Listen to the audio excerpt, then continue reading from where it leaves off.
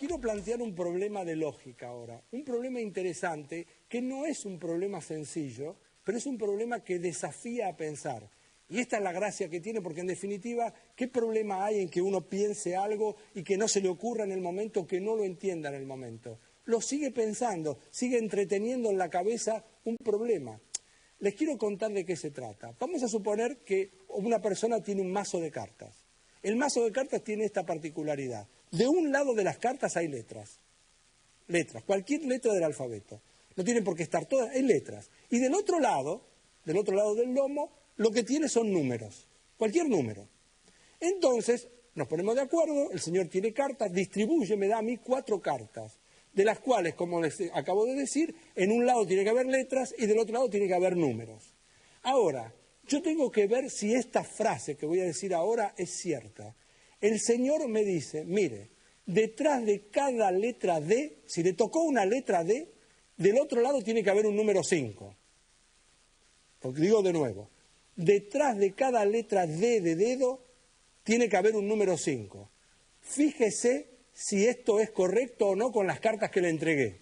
Y hágalo en el menor número de pasos. O sea, el Señor me muestra estas 4 cartas así, A, 5, D y 2, y yo tengo que decidir en el menor número de pasos posibles si la frase del Señor, que detrás de cada letra D hay un número 5, es correcta o falsa. Entonces yo vengo acá y digo, ¿qué hago? ¿Qué carta doy vuelta? La primera carta que doy vuelta, la tentación natural es decir, voy a dar vuelta a la D, porque si detrás de la D no llega a haber un número 5, se terminó, la frase del Señor es falsa. Entonces vengo y la doy vuelta. Este primer paso es inexorable. Esto resolvería, si no llega a haber un número 5, la frase del Señor es falsa. La doy vuelta y me fijo, hay un 5. Podría no haber un 5. Si no hubiera un 5, entonces supongamos que lo di vuelta y hay un 3.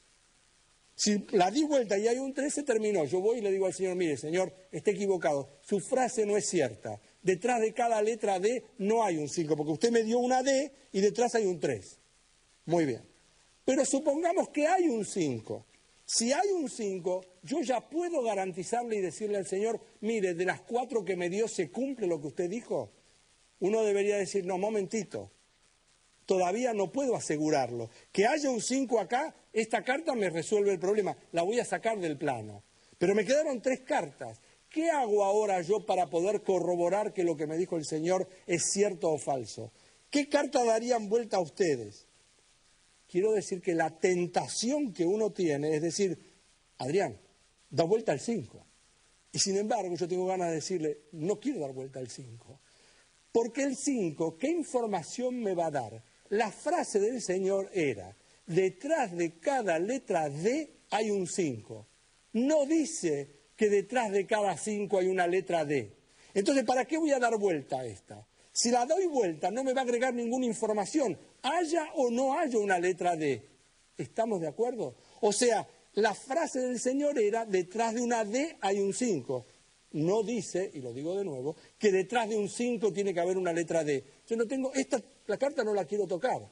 Esta no me importa la que tiene la A, porque del otro lado no me importa que haya un 5, un 14, que haya lo que quiera. La carta que me puede arruinar todo es esta. ¿Por qué? Porque ¿qué podría pasar si doy vuelta al 2? Si no hay una letra D, estoy bárbaro.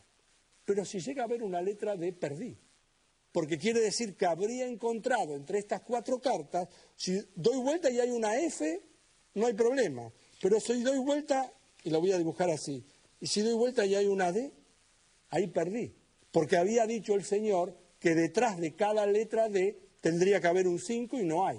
O sea que la carta que tengo, empezando y resumiendo todo, la primera carta que tengo que dar vuelta es la D. Si hay un 5, sigo. Si no hay un 5, paro. Si hay un 5, sigo así, no dando vuelta a este, sino dando vuelta a esta. Si hay una letra cualquiera, no me preocupa. Pero si hay una D, perdí también, porque quiere decir que la frase era falsa. Esto es un problema de lógica. Y la lógica forma parte de la matemática. Y esto uno en realidad se educa mejor. A lo mejor nunca va a tener que resolver un problema como este, pero pensar en problemas de este tipo entrena la mente, uno se siente más educado, se siente más potente. Y por eso hacemos con tanto gusto este programa que se llama Alterados por Pi.